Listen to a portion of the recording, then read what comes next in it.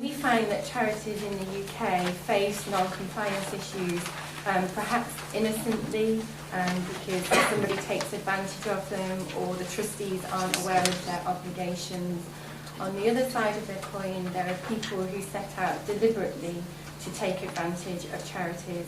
And of course, either way, that does have an impact on the public's trust and confidence in charities.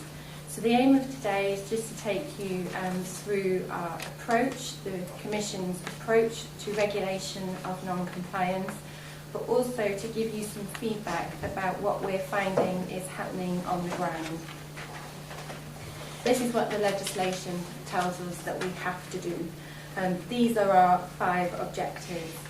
Again, you'll see there that increasing public trust and confidence is a really important part of why we're set up. I think that all of these objectives apply to our compliance work.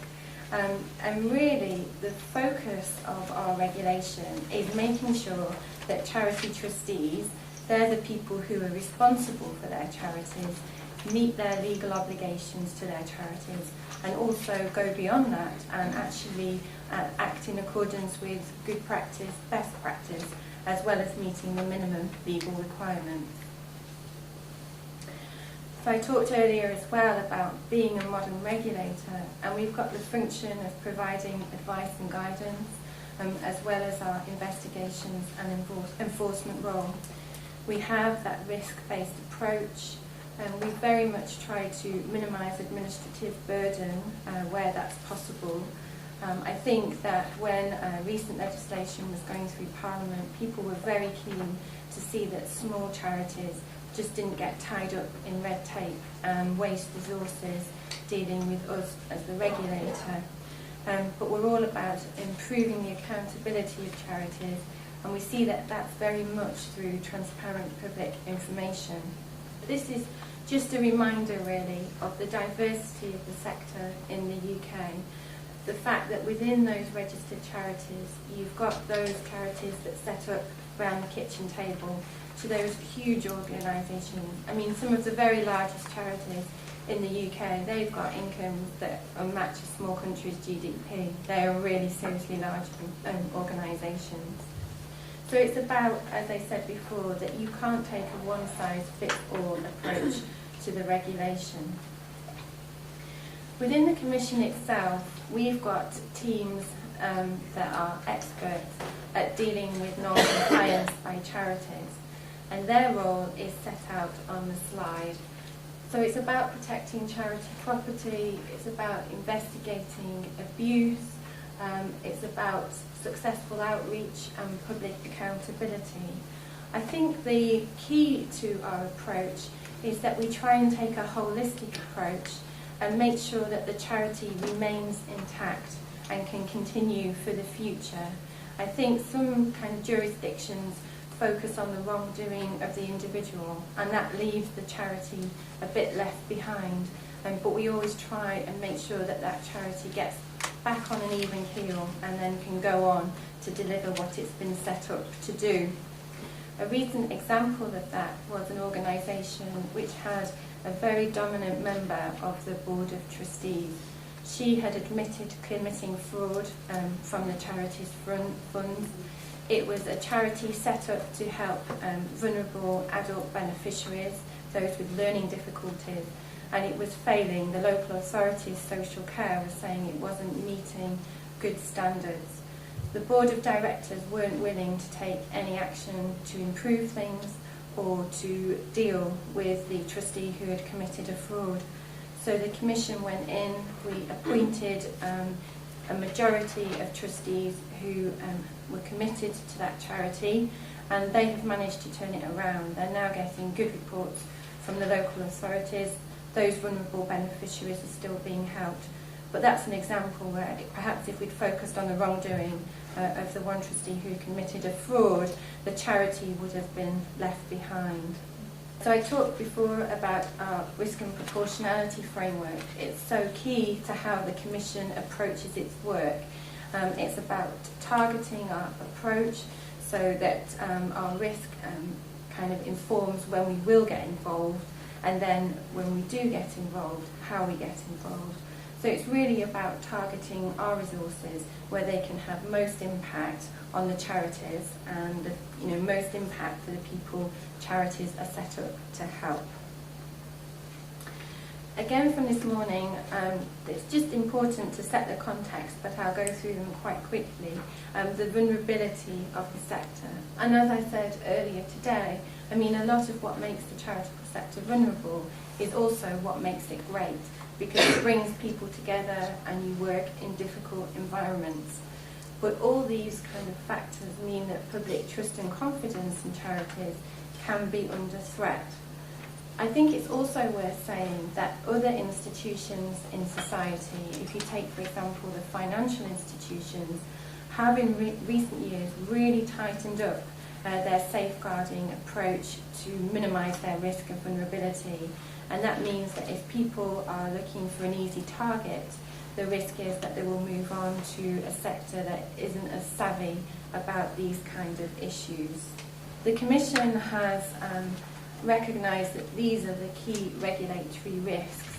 They're sometimes referred to in our publications as the zero tolerance issues, which means that if we come across these issues, we'll always engage with the charity to see what's going on and what the trustees are doing about it. It's not rocket science, it's the things such as criminality, abuse of vulnerable beneficiaries, and misuse of charity for criminal extremism. Our regulatory response, which as I said this morning, recognises that we can't minimise risk completely, because to do so would just put an intolerable burden on the sector and stifle their innovation and creativity, which is something that we want to support. We now have set up, in terms of detection of abuse, a proactive monitoring unit. So, for example, if we're aware that there's a bit of an issue going on, but we haven't got sufficient evidence, or we've had an engagement with a charity and given them an action plan, or perhaps another law enforcement agency has got a criminal investigation underway, the proactive monitoring unit will just keep an eye on that charity, see how it's doing, check in with it maybe every 6 or 12 months. And we found that this has been a really effective tool in making sure that charities comply with their legal obligations. So moving away from the strategy, I thought it might be helpful if I gave a quick explanation of what the Charity Commission can do in individual cases if we find wrongdoing. We've got pretty wide powers, and I think people are always surprised, if we talk to the police, they're really surprised how interventionist our powers can be. So they include things like wide information gathering powers for any information connected with a charity.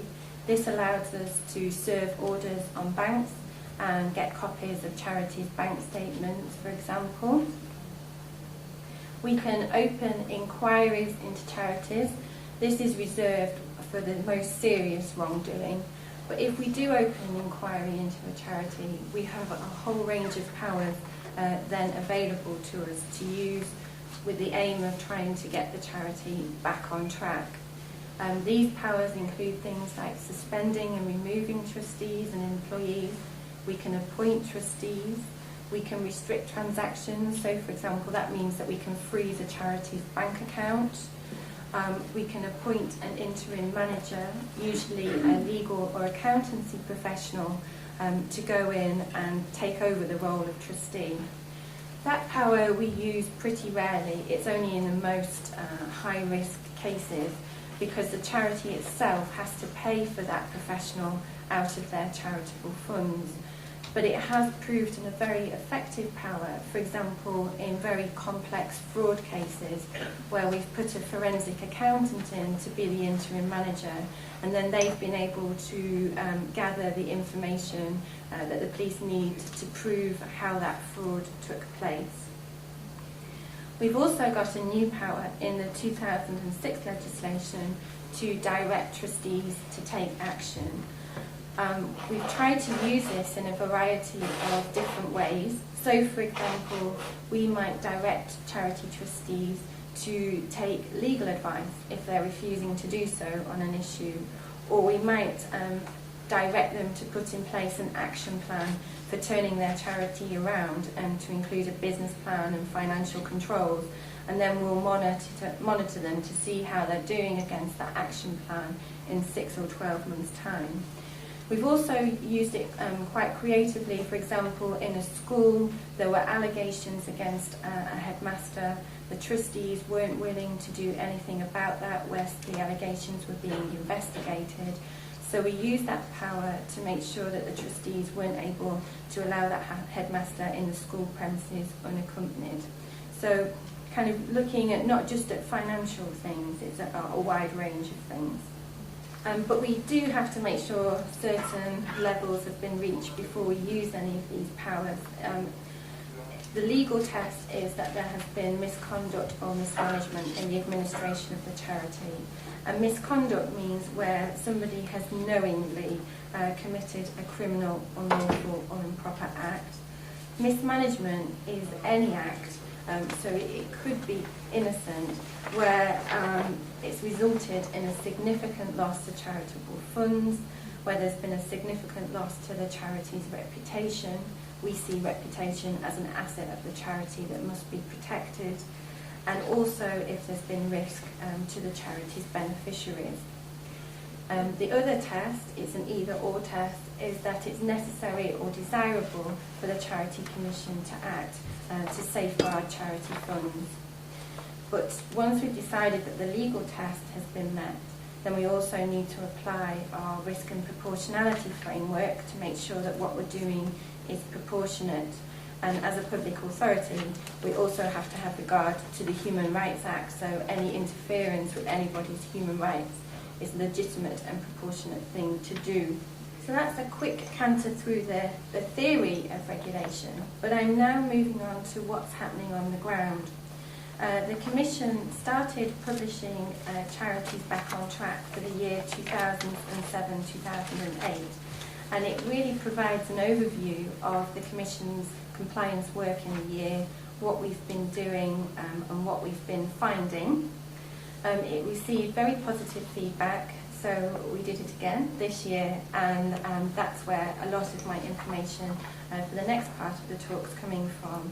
But this publication is available on the Charity Commission's website. So the headlines, what did we do?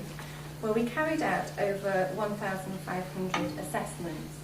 And the assessments are where we see whether we've got a regulatory interest in the case. An assessment case takes only a matter of days, but we might decide that there's no regulatory interest for us, that we can shut the case with a bit of advice, we can refer it to a division within the Commission that can provide much more in-depth bespoke advice, or it might mean that we transfer it to our compliance teams because it needs further investigation. And we get our information from a variety of sources to open up an assessment case.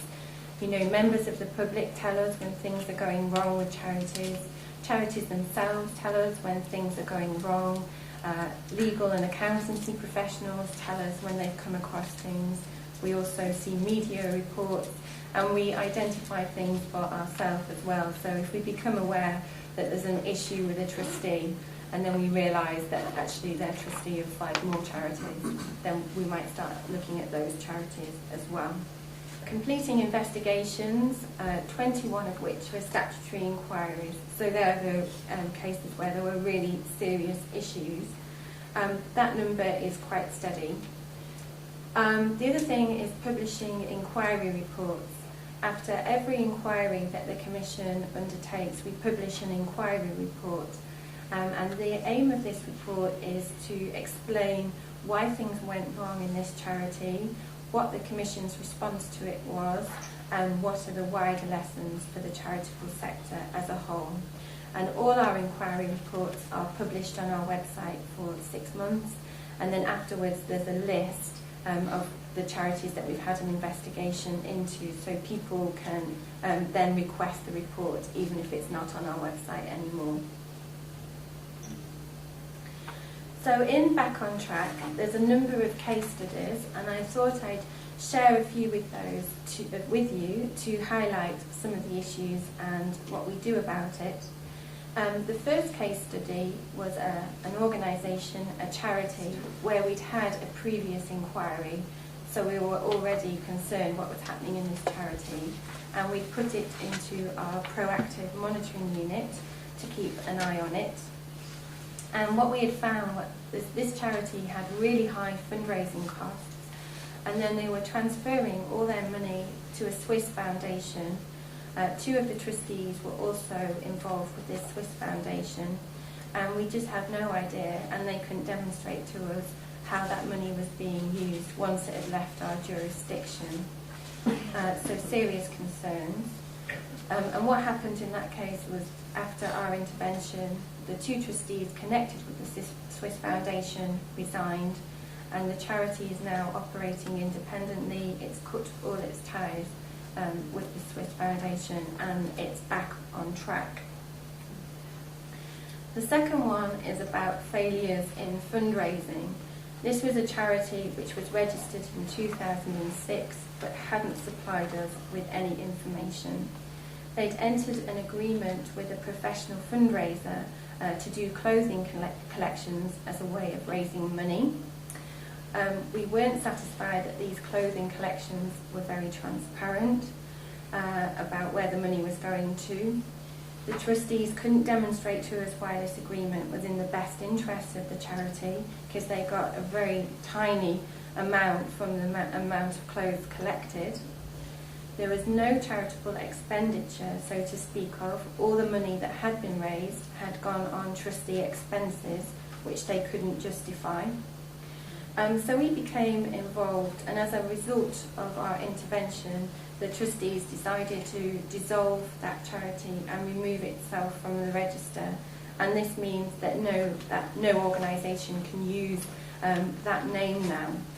But I think it highlights a problem that we've got, because the Commission only regulates charities. We don't regulate professional fundraisers. So that means that we have to focus on whether the trustees are meeting their legal duties when they deal with the professional fundraisers. Trading Standards is another government organisation, and it's their job really to look into the professional fundraisers, and in this case they're continuing to do so.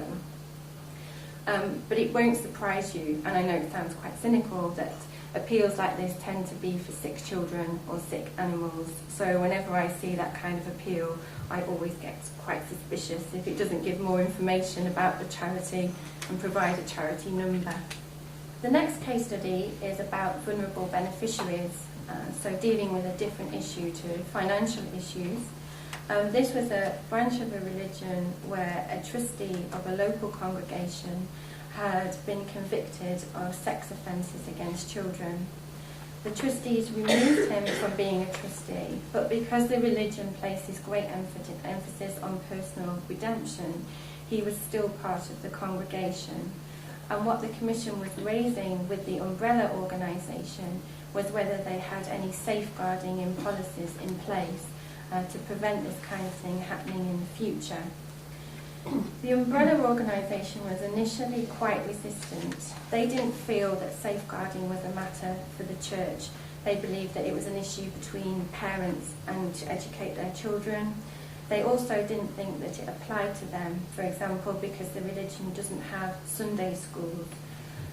But we insisted, and we made sure that they got expert advice in formulating and implementing their policy from a charity called the NSPCC, which is the National Society for the Prevention of Cruelty to Children, who specialise in helping organisations put safeguarding policies together. The final case study I wanted to share with you was an internal dispute within a charity. Internal disputes often happen in membership organisations where it divides into two factions who fight against each other. I have to say from experience it tends to be religious organisations or animal organisations. At the moment I have got an organisation where the cats people are fighting against the dogs people.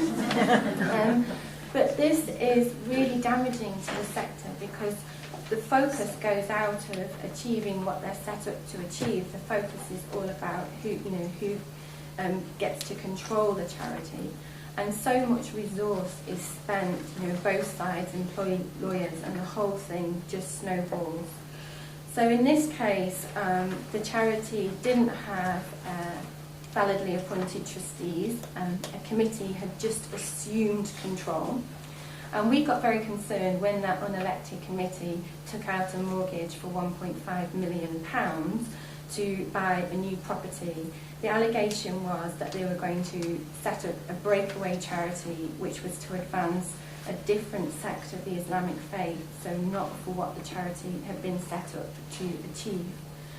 Actually, the police were very interested in this organisation. The dispute was causing public order issues, and the police were very keen to see governance restored at this charity. So much so that the local police borough commander became the election supervisor and worked with the commission to enable a fair and open election to take place. I'm pleased to say that it did, but it took quite a while. This was one of my cases, so it's quite like therapy for me to come and talk about it. But it was a struggle, so much so that the unelected committee really didn't want to have control taken away from them. So on the day of elections, we heard stories that they were running up and down the line trying to steal pencils to prevent people from voting. But people did vote, and 14-1 wanted a different set of people to take charge of their charity. So that charity is now back on track. Back on Track also provides some statistics about where the issues are for charities in non-compliance. So these are statutory inquiries, and I know the writing is really tiny, but the really tall bar on that bar chart is where the issues have been trusteeship and governance issues. And this is a similar pattern over the years. This is where we tend to see the largest number of inquiries opened into, and then much smaller for things like political activities, terrorism allegations, fraud allegations. So what does trusteeship and governance issues mean? This slide tries to break it down a bit more. There's things like eligibility of trustees, because our legislation bars certain people from holding the position of charity trustee. For example, if you've got convictions for crimes of dishonesty. Suitability of trustees is a little bit more difficult, but it's things where the trustee perhaps has got allegations of sex offences against them, or allegations of links to terrorist organisations. Trustee benefits is always one to watch out for. In the UK, trustees can't receive any benefits from their charitable funds unless they're expressly authorised to do so. So if they are receiving money, that's a problem for us. Although having said that, because these were the inquiry cases, those kind of trustee benefit issues would have involved an element of bad faith. If you kind of innocently pay yourself and it was reasonable, the charity got a good deal, we're unlikely to open an inquiry. It would be more about providing advice and guidance for the future. So the fact that we opened an inquiry into these ones means that there was a serious problem of non-compliance. For example, one of those charities, the large charities, we opened an inquiry because they provided us with information so that we would authorise quite a controversial mortgage and a large mortgage, and it later turned out that they provided us with seriously misleading information, and we wouldn't have authorised it if we'd have known the true picture, and we were critical of them for that in the inquiry report, but they had been advised all the way along by professional advisors, so it does happen. Regulatory cases are compliance cases which are not statutory inquiries. But again, the big ones are about trusteeship and governance issues, and also accounting issues. So quite similar patterns really over the years. So these are examples summarised where we have found problems things like inadequate child protection policies, ineffective supervision of professional fundraising companies. Charity compromised its independence because being too closely associated with a party political organisation. Charities can support some political activity if it furthers what they're set up to do, but that doesn't extend to supporting any political party. So if a charity strays into that area, then that's something that we investigate. There have been cases of charities where they gave donations to political parties, and that's a big no-no. It is possible that we'll see more concerns in this area because it's election year in the UK this year. So what are the lessons? I think the proviso is to say that there are a very small number of compliance cases to put things in perspective. But the lessons that come out of it, I think, are useful to all charities because it's about having sound governance mechanisms in place and financial controls, which mean that you're in a much better position to avoid vulnerability. So I'm sure that some of these lessons will ring true for you too. Things like proper accounting records, fundraising regulations to be followed. You know, trustees should be in the driving seat and controlling things for their charity. Effective risk management. We're doing quite a lot of outreach work with charities at the moment, focusing on their risk management. Checks with partner organisations, know your donor, have some due diligence about who you're working with, know who your beneficiaries are, that kind of thing. I'll talk a bit more about reporting serious incidents. Again, not rocket science, you all are aware of these issues. Managing conflicts of interest, party political neutrality. I think the case studies we went through picked up quite a few of these issues. So the summary of the key themes about what we're finding, where we're finding charities get it wrong, probably overwhelmingly, it's about financial mismanagement and trustee duties and responsibilities. But there's more information in our Back on Track. I touched this morning on serious incident reporting, and I think it's important to mention it again because it's been a real tool in our regulation, and also I think charities, it's kind of perhaps changed how they look at some of the serious incidents that happen in their charities. Best practice is that charities should report serious incidents to us as soon as they occur, and that means that we can become involved and provide advice and guidance. But in any event, charities with an income of over 25,000, and again that's about decreasing regulatory burden on small charities, that's why there's that threshold, need to declare that no serious incidents have taken place in their charity for that year, which they haven't already told us about. When people report a serious incident to us, it gives us an opportunity to engage with the charity, to find out what's happened and why it's happened. So, for example, we asked charities to tell us whether they had policies in place to minimise the risk in the first place, or whether that was a gap that they now need to go and address. So it's really about trying to help the charity learn from what's happened and go on to try and minimise that risk from the future. Initially, charities were quite unsure about the whole serious incident reporting regime. They felt that, I don't know, perhaps that they were under attack. They felt that they were already dealing with it by telling the police. Why did they have to tell the Commission again? But we've moved on from that. I think one of the big issues was people didn't feel very confident about what was a serious incident and what they should be reporting to us. So from May 2009, we've updated our guidance with a lot of feedback from the sector, and these are the things that you should be reporting to us. A serious incident is any loss of funds or a significant risk to a charity's property, work, beneficiaries or reputation. And some examples are given on the slide there. Failure to report serious incidents to the Commission means that you've failed to meet your legal obligation to file an accurate annual return with us. So we try and make it as easy as possible for trustees to report serious incidents. We'll accept them in all number of ways.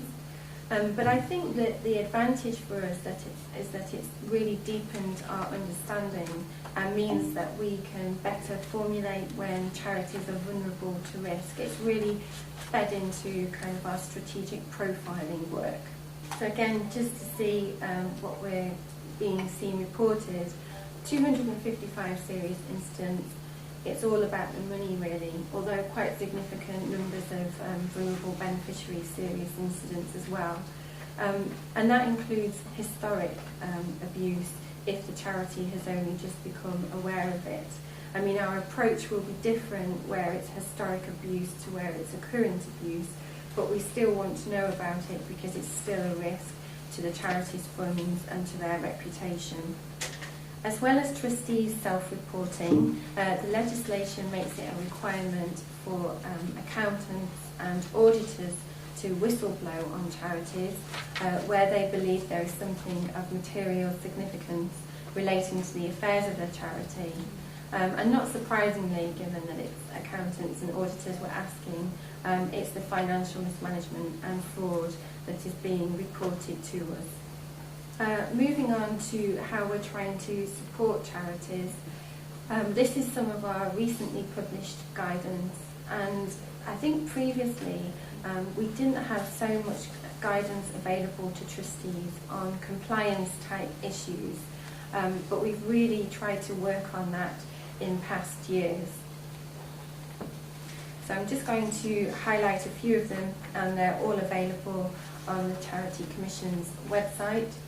We have developed a counter-terrorism strategy that's to fit in with other parts of government, and we see this strategy about supporting charities, enabling charities and encouraging the sector to strengthen its safeguards and defences from counter-terrorism.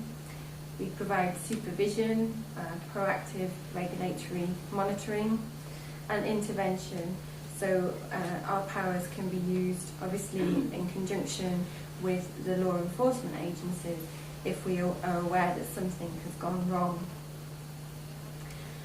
Moving on, part of the compliance toolkit is to help meet our counter-terrorism strategy, because the toolkit is about letting charities know what their legal responsibilities are in several areas and about how they can improve so that they have high standards of governance and accountability. The first chapter is about protecting charities from harm, and it's very much about charities and terrorism because there's quite a complex legal framework out there. But the kind of common sense approach that's listed in this toolkit helps protect charities from all types of harm. It is not just terrorist harm. We're going to be producing the other chapters to this toolkit in the next coming months. The next chapter, chapter 2, is about safeguarding charitable funds. We'll look at issues such as money laundering, minimising the risk of fraud, that kind of thing. And then chapter 3 will be about safeguarding charities more generally. I mentioned some of these this morning, but sharing the results of our strategic risk analysis. One of the things that we have been doing recently is to set up a strategic profiling unit, and that's looking at where the risks are in a much more strategic way. So they're going to be reporting soon on fraud and radicalisation in the sector, and our intention is to share what we find with the sector, but obviously with other law enforcement agencies and other regulators, both within the UK and internationally as well.